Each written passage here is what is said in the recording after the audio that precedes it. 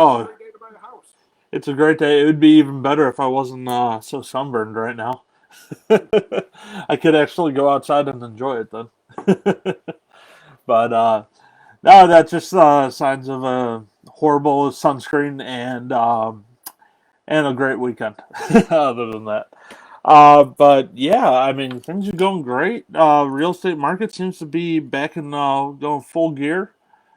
So it's June. It's a late spring market because of COVID, but things are hopping. People are excited. People want to move. Absolutely. Not only that, but I think the rates have a lot to do with it too. Hmm.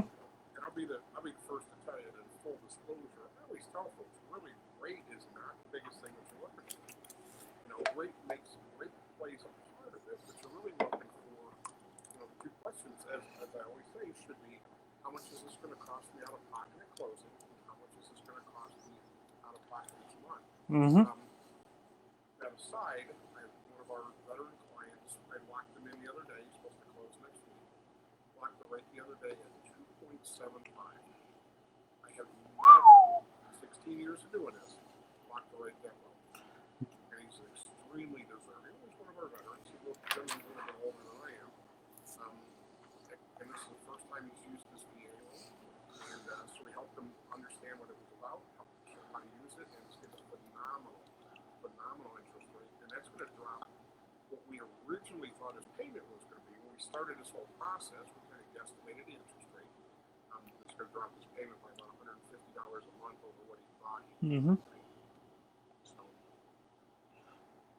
So yeah, I mean now let's go back up to the VA thing. So I know this is one of your passions, and so without giving too much detail, was this a veteran that knew he had earned it, or is this something that you had to ask him to say, hey, you want to see if you're eligible for this? well, a little bit of both, actually. Good. He, like I said, he was a veteran, served quite a while ago, and um, he came referred to me, and they said, "Hey, he is a veteran. He's never used his VA benefit and doesn't really know anything about it." So, fortunately, with the way and how I try to educate my agents Oh, on this, definitely, 100%. here's your three questions that you should always ask any potential veteran. And the first one is, are you or your spouse a veteran? And when the agent asked him that, he said, well, yeah, I am, but he was like, I don't know if I'm entitled to anything special. Hmm. I said, well, why don't you call Scott and see what you can do? And we ran his information through the VA portal, found out he does have a certificate of eligibility, and it's helping him out tremendously. And this is, I keep saying it, and I know I'm preaching to the choir here with the folks who listen to this, but it really is. The VA program is the best program that we have out there. Hmm. It really is, and it's a huge benefit to him. And again, 2.75% interest rate, incredible, That's insane. incredible rate. And this will probably be the last house that he and his wife move into. Hmm. He's moved up here from downstate to be closer to his family, Oh, that's and nice. I think we're doing. You talk about the VA being a passion, but working with folks like this in these situations, that's really what's kind of touching here is because we know we're helping the folks out, we're getting them closer to his family, and he's getting a heck of a deal. It really Hmm. is. Yeah, and one other thing I want to touch on about VA is I know there's some other agents out there, definitely not me, but they uh, they get concerned about accepting a VA because they think, oh, I'm going to have to fix up the house, top notch, all that. No, it just needs to be livable, just like an FHA house, just like any house that you want to sell in good conscience. The house just has to be ready for the next person to move in, basically. So, That pretty much sums it up, Rich. That really is what they want to do. The VA's idea is they hmm. want the veteran to be able to move into a house and enjoy it and not Hmm. have to make repairs, not have to redo the plumbing or the electrical or things like that. They just Hmm. want it to be safe, sound, secure, and sanitary. Yeah, and what I tell my sellers is it shouldn't matter whether it's VA, FHA, conventional, insured conventional, because you know you get paid at payday and you're done. with the house. It doesn't matter if they default, even though you always said that the lowest rated default is VA buyers. But none of that should ever matter to a seller because the sellers get paid at closing. They wash their hands of the house, they're done financially. Yeah, if they default on the house, they're not going to come back and take the money out of your pocket. Once you close at the title company, you get your money. But here's the thing that's beneficial about VA Mm-hmm. is because the guidelines are, I'm not going to say they're loose, but they were designed to help the veterans get into homes.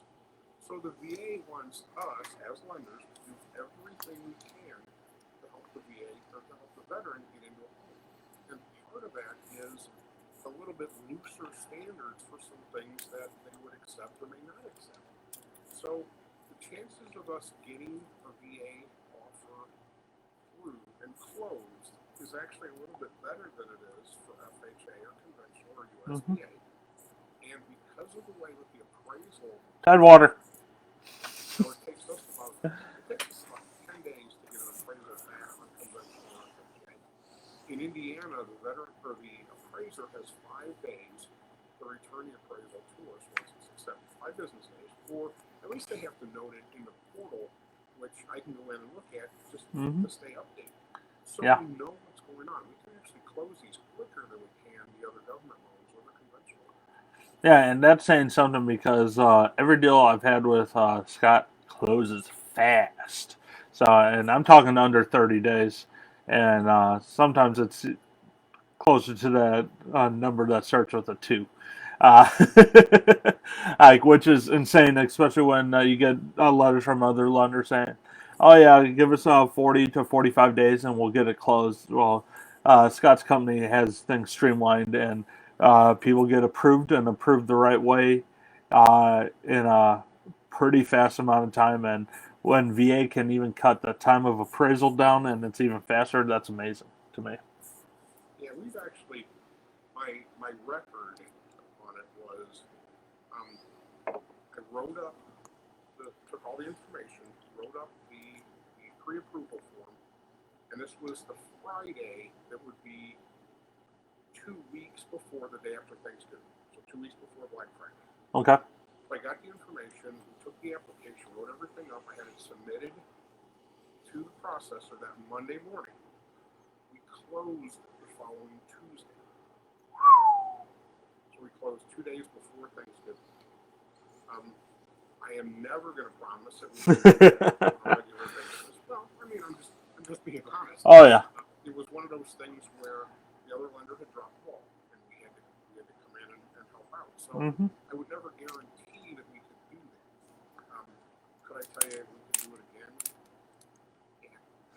But would I ever guarantee somebody that we can close their loan in 12 days or 13 days? I wouldn't. That wouldn't be fair to the borrowers or to the agents because we want to set realistic expectations. Exactly. There's nothing more frustrating than having a lender drop the ball, and I'm lucky to say we've had enough deals where I can honestly say, yeah, I've never seen Scott drop the ball, and I don't think he would let the ball drop, even if it was on the way down. He would find a way to save it. Not for us. And, unfortunately, I don't want to talk bad about any other lenders. I've had 2 in the last month. There's one I'm working on now. This gentleman is a veteran. He's had an offer on a house for, I think it was 2 months last week. Got everything set. We've had this Wednesday. We've had everything sitting at the title company for 3 weeks waiting to close. The first buyer for this condo couldn't get financed through a local credit union, and they dropped the ball. And it took them 2.5 weeks to say, yeah, we thought we could do it, but we really can't. Yeah. So now they had to put it back on the market, took another offer from a bank, a large bank in the U.S., I'm not going to mention any names. And I'll guess off air. but it was supposed to close a couple weeks ago. And as of last week, they're telling us now maybe next week, maybe the 15th at the earliest. The problem is the gentleman who owns the house that my client is buying has said, no, we went past the contract date. I'm not accepting any extensions. I'm putting it back on the market. So he lost the house he's trying to buy, and but now is now required to sell his house, and they close it next week without having a place to move. That is horrible. I mean, like I mean, Scott, we've talked about. I had a deal with big national brand over the winter, and it was nothing but pain and pain and more pain. And because I just the run around that we got, I never talked to the same person more than once, and it was just a run around. And yeah, and I know I was consulting you on some questions I had, and you're all going, let me take it over. Find me a way to take it over. We'll get this thing closed. And I was going, I wish I could. It's not my client. And Rich, I understand that things happen. Um, what goes on behind those closed doors in the lending industry can sometimes be, headaches and heartaches, Hmm. and we have issues, and it takes a lot of calls to get things figured out sometimes. Um, I think the important thing, though, is if you're going to give somebody a pre-approval, make sure you know that you're going to be able to close the loan. Don't don't use a lender. Don't use an agent who's just going to do something halfway. We've talked about this before. Hmm. If you're going to do something, do it right. Do it right the first time. If you don't have time to do it right the first time, you don't have time to do it right again.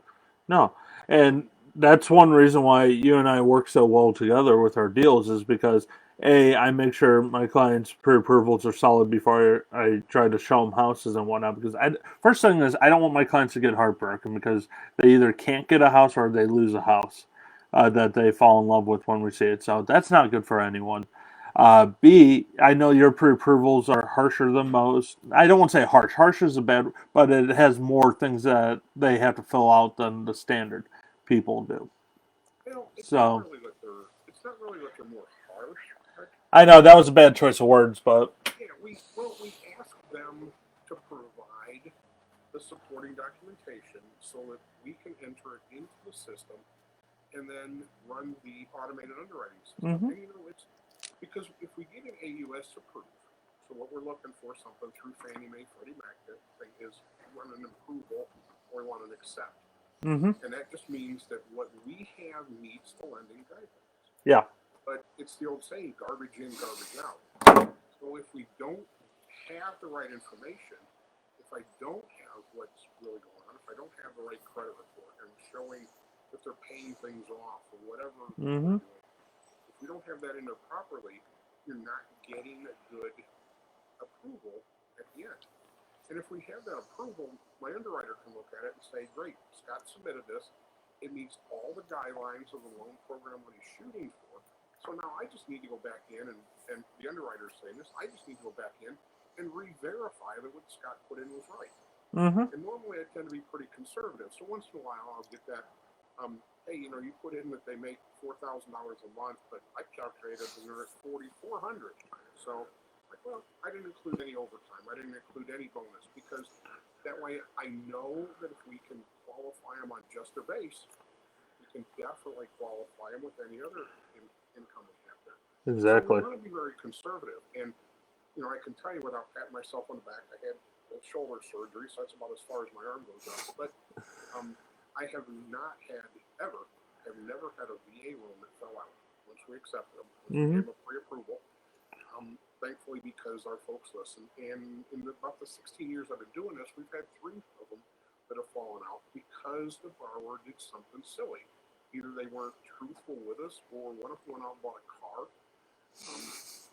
And you try to help them, but we look at little things. And as a quick example, I had a gentleman who was purchasing a home in Valparaiso, and debt to income ratio really low. Everything looked great. Really good credit, not a problem whatsoever. It's a breeze to get through. hmm And then it took him a little while to send me his tax returns, and he said, no, he goes, he works for the government. I thought, but, he's a W-2 employee. It's not like he's going to have any write-offs or, Yeah. there's no Schedule C or Schedule E income or anything like that. Why would he have this? I'm allowed to get the tax returns. When I got his tax returns back, I found out he was deducting $6,000 a year in tolls and uniforms and food and other things like that. So I had to take $500 a month off of what his income was. And we got him the loan by that much. Yeah. But if we would have had all of that up front, and that was a learning experience for me. So when we ask for these things, I do want to see your tax returns and make sure there's nothing on there that you're deducting. Even if you have a small business and you put it on there, we have to be cautious. And there's some lending programs where that doesn't matter, and there's some lending programs that matters a lot. Yep. So we want to, do we need to change programs? Do we need to go with this one as opposed to that one? Depending on what we see. So if we get all those things, we get all the income documentation, the bank statements, things like that. I've got someone who mysteriously had $7,000 appear in a bank account. We have to look at that. Documentation, docket. If it's a gift, there's a gift letter. There's all that fun stuff. And what it was is it was a tax return that she had put into another account and then put it into the account for the statement she gave me in cash. Not a big deal. We figured it out. It's all legitimate. But without that other bank account, where the $7,000 come from? So we have to source it. It has to be sourced. We got to know where it comes from. And that's kind of why we do that. That's why I always say, kind of like the old military saying, I'd rather sweat in training than bleed in battle. So let's get all the things up front that we need so that we know what we're going into. If there are potential issues, we can get them up front and deal with them before they get to the underwriter or the underwriter and say, hey, we've got this. What is the best way to handle this? Can we do this? And if we can't, then we certainly let them know. But I don't generally write them pre-approval and then say, oh yeah, by the way, do you think we can get this through? yeah, they it's been a very so switching gears, it's been a very eventful couple months where interest rates kind of got screwy and lender stuff kind of got screwy a little bit, but now we're pretty close to normal, if not a little better now, right? Well, in some aspects, yes. Some aspects you're absolutely correct. So this is kind of what happened during the whole virus outbreak, COVID. The government came out and said, hey, you know what, if you can't make your mortgage payment, just call your bank and tell them you want to go into a forbearance agreement. Or if you can't pay your rent, just tell your landlord, hey, you can't pay my rent. We'll catch up in about 6 months. Well, what this happened is this whole thing turned into the servicer started going, wait a minute.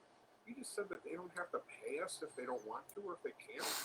And it happened with both of those. There are some folks who legitimately could not make the mortgage payments, and they should be in a forbearance agreement. The lender should say, absolutely, you can't do it. If it comes down to a choice of putting food on the table or making your mortgage payment, your kids should eat. It's pretty simple, yes. But you have some folks who are like, what do you mean I don't have to make my mortgage payments for 6 months? Yeah, I'm going to call them. And it was simple, really, it was that easy. It was going, hey, bank will hold my loan? Yeah, COVID-19. Okay, October 1st, good deal, thanks. That's literally what it kind of boiled down to. And I do have a few folks who did that. They said, well, we just thought we would save a little bit of money and then catch up later on. That could catch up to you. It could bite you in the backside. Very, very easily. But what the other part was the unemployment. With being close to 30-some million people employed, again, the servicers, the people who were taking your checks, were worried about whether or not they were going to get paid. So they started looking at and saying, who are the borrowers who we might have issues with? Is it the folks with the 780 credit scores and the 30% back-end debt-to-income ratios? Or is it the one with the 580 credit scores and the 56.8% back-end ratios? Oh, let me take a guess. Yeah, that should be a rough one. So what happened happened is the lending standards tightened quite a bit.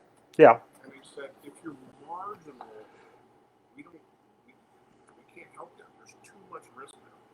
And then for a while it said, you know what, if you got okay credit, we'll do it. But we're going to charge you a lot to do it because we're worried about the risk. Yeah. And then we saw folks who were getting interest rates of like the veteran loans, interest rates like in the 5.5%. Again, I just quoted 2.75 in lock. So rates of the 5.5%, and you're paying 2 to 3% of the loan amount in discount loans just to get them. So it wasn't like, well, we won't lend to you, but it's, no, we will, but it's going to cost you a lot. And so what happened is it sort of took those folks out of the market who they thought the lenders thought were risky. When I say the lenders, I don't mean Hancock Mortgage, but I mean the big banks that we sell to, the aggregators, Fannie and Freddie, those folks, Ginnie Mae, have said there's a lot of risk there. But then what they said is, well, you know, we still want to do mortgages. And now that we've taken that risk out of the market, why don't we reward the people that we can do the loans for? So like my veteran borrower, who's got a 780 credit score and about a 42% back-end ratio, he's at 2.75. Now rates are looking a little bit better, but those with the 620, 640 scores, it's tough. They are easing up a little bit, but it's still a little bit tough. So we're encouraging folks to pay particular attention to what your scores are. You know, keep your scores up. Make sure you're making your payments on time, things like that. We want to help out as much as we can. But I can only do what the guidelines that are in place right now allow me to. Yeah, and there's no timetable for when they're gonna revert all the stuff back to the way it was before COVID. Well, So, but I will tell you, I'm pretty happy with the way things are going. okay. I think that we're headed in the right direction now. I see some mutterings of maybe some of the non-QM loans coming back, some of the bank statement loans maybe coming back, loosening up on the restrictions on debt-to-income ratios a little bit. So I think we're headed in the right direction, but I think we're getting there slowly, and it's kind of like the way the states are opening. They're sort of doing it slowly in phases because they want to see what's going on. Awesome. Well, I'm hearing a lot of great news compared to where we were a month ago. So I'm excited, and buyers are excited because my phone's been ringing off the hook with buyers and sellers trying to get going on selling or buying a place. So that's to me that's a telltale sign that people are saying, you know what, I think it's time. I think it's time for us to hit the market. It's time for us to try to get a house. There's a lot of buyers for a few homes right now. So if you're looking to sell your home, you're going to be doing pretty well on your house. So I think we're going to start seeing some record home prices being sold. I think so. So And I think we need to go back just about 30 seconds of what you said too, because that's important. hmm So that our buyers know is there's a lot of buyers oh, and not that many homes. So what's happening is, just like one of my clients this weekend, they submitted an offer on a house and they didn't get it. They didn't get their offer accepted because there were 8 offers on it, and the sellers ended up getting several $1,000s more than asking price with no seller concessions. So I think they were asking, for example, $250. They probably got $255, and they're not paying any closing costs for the buyers. And a lot of times we will ask for closing costs. So it's important that the buyers out there understand that, working with a good agent like Rich, if you say, hey, I'm looking for a house in the $200,000 range, I'm looking for 4 bedrooms, 2 baths, a little bit of this, that you explain those things you want to Rich, and he's checking these things every morning when he gets out. yeah. Seeing a house come on the market, like 10 minutes ago, might be close to what you're looking for, but you might accept.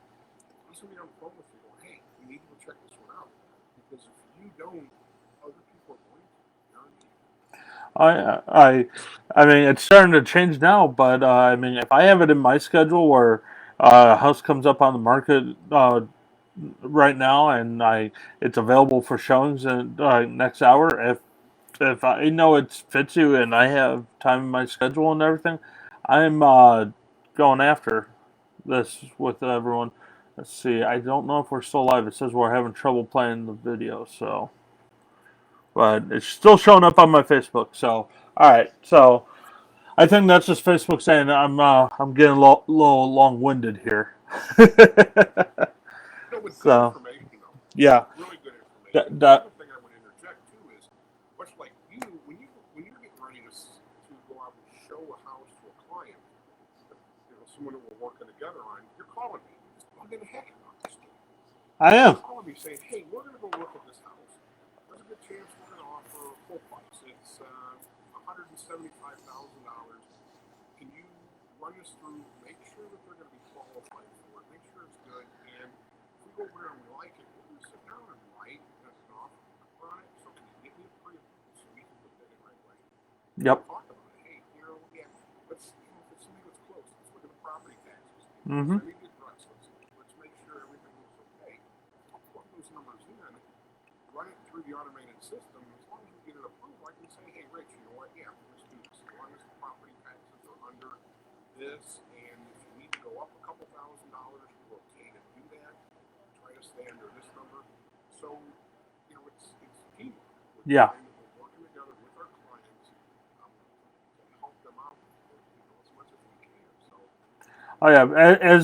As a buyer's agent helping buyers get into homes, I'm having to work harder than I've ever had to work as a just to get an offer accepted, to get an offer looked at. I mean, I, we're submitting offers while we're looking through homes. As soon as they say, "Yeah, let's do this," I'm busting out a laptop while we're walking through on my hotspot, and we're submitting offers.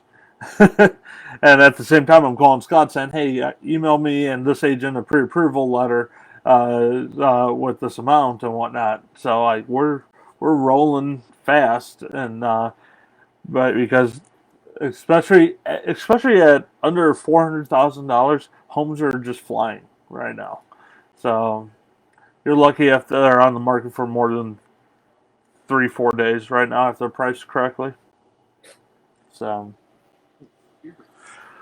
but yeah. Other than that, if you um, yeah, go ahead, Scott.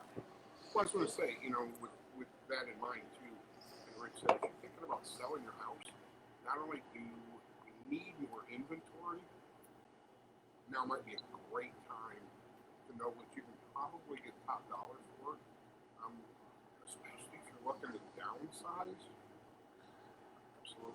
Yeah, So talk to Rich. If you have questions, like we always say too, if you have questions, let one of us know. Feel free to ask. But that's this why is we're here. really, this is a great time to be looking for a house. It really is. It's going to be stressful because you might look at a bunch of them and you might lose a couple if you're not writing really, really high offers and things. But the other thing is too, if you're going to write on a $200,000 house, if you're going to write an offer for 210 just so you can get it, what happens if it doesn't appraise for that? Mm-hmm. And now we've got a little bit of an issue. Do you have the extra cash to bring in the closing? Mm-hmm. Yeah, and And well, I mean, there's a couple options. There's renegotiating the purchase price, and there's some other things that we can talk about if that time comes. But usually, if you can prove to the appraiser, look, I just got 8 offers all over asking price and whatnot. I mean, desirability is part of the way that they're supposed to value properties. So there's that's another episode for Mortgage Ship Monday right there. But there's things we can do to. I'm. It's been a while since my team says seen things not appraised correctly.